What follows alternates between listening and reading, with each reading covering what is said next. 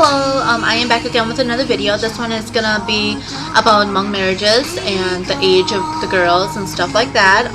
This is a request from Sexylicious Lady, I believe.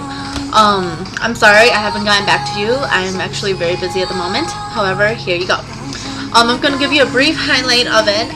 I am married. I got married when I was 18. That is considered pretty old in our culture. Girls as young as 11 will go off and get married back in Laos and Thailand. Don't ask me why. I don't know. I just know that they do go and get married. My grandma was 11 when she got married. 11 or 12, I believe, when she got married.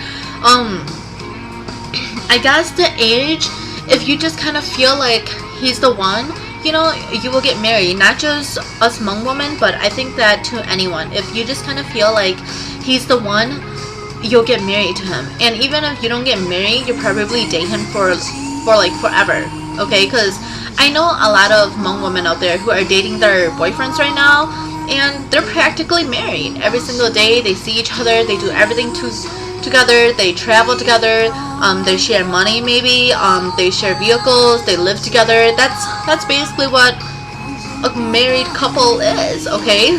So they just don't have the proof that they're married, I guess, but they're practically married already.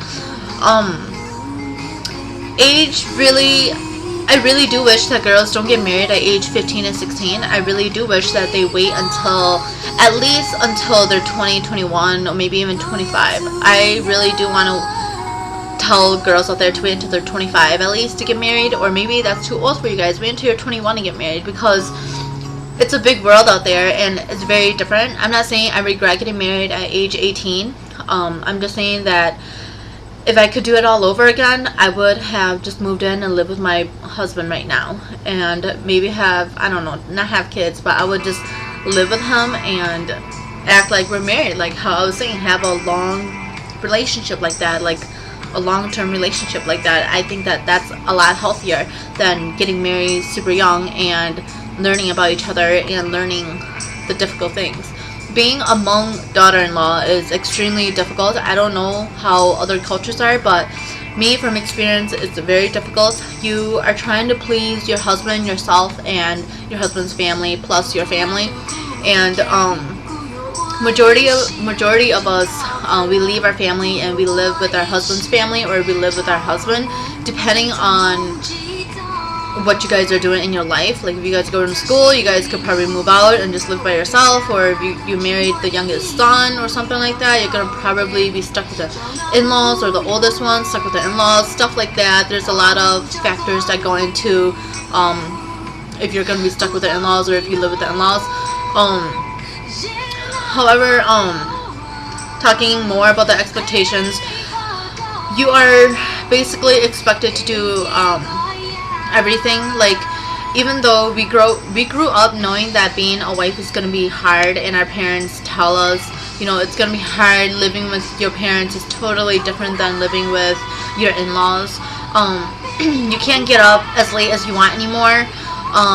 You can't just wait until you're hungry and then cook whatever for you to eat and for your family to eat. You basically have to learn their ways, and you have to cope with them and compromise with them. Your husband, you have to compromise with him too. I know that it's gonna be it's gonna be difficult, because you're trying to please the in-laws and then you're trying to please your husband too, and sometimes you'll run into problems where your husband and your in-laws, they don't see eye to eye on situations, so it's gonna be very difficult because you feel like you're stuck in the middle. An example of that, me, I'm very I don't want to say outspoken, but I'm very questionable, I guess. Not questionable, that's not the right word, but I like to question things, okay? Like, I will question things until I get an answer, or I will question things because I don't understand it and I don't see why we have to do it, or it doesn't click in my mind to, if I do this, you know, or if we do this, what will it lead us to, you know? Will it make us better people, or will it make us not so good people, you know? And will it work for our marriage? That's the type of person I am. And of course, being a daughter-in-law, your in-laws and everybody do always tell you, oh, just have kids, keep on having kids, you know. But personally, yes, it is, you know, and you know that they will babysit your kids and help you out, you know, but you don't have kids to have other people raise your kids, you know. You kind of have kids so you could support your kids, but that's how I see it. Like, a lot of my husband's family members, you know, will tell me and my husband, since we're living with the in-laws, you know, to have kids and just continue having kids, you know. But me personally, and to my husband personally, we talked about it, and we don't want to just have kids and have other people take care of our kids. We actually want to take care of our kids. When I'm talking about taking care, like, they provide food and stuff for our kids. Like, babysitting is a different story than taking care of our kids. I'm gonna move on a little bit more. I want to talk about you and the husband, like the relationship between you and your husband. To be honest, if you guys don't talk, your marriage is gonna fall apart. Okay, like, not just us Hmong women, but anyone. If you guys don't talk, your marriage is gonna fall apart, because your husband cannot read your mind and you cannot read your husband's mind. So you guys have to talk, and maybe talk with each other, not talk at each other. Okay, so listen to the difference, because words mean a lot of things. If you talk at a person, they don't want to listen to you, but if you talk with a person, they're more likely to listen to you. Me and my husband, we had a lot of problems when we just got married, because we both were young, and it was very difficult because I saw it differently than him, and it was just very difficult like that. However, I learned to talk with my husband, and I learned that he doesn't like to talk a lot. Like, he hides a lot of his emotions, and I always tell him and remind him constantly that he has to open up to me, he has to talk to me, because if he doesn't, then our marriage is gonna break, and it's gonna be because we don't talk to each other. Communication is the key to having a good relationship with your husband. My last note that I'm gonna leave you guys on is, if you're married out there and you have problems with your husband, you know, you guys should maybe do what is good for you and your husband, not what is good for, like, everybody else.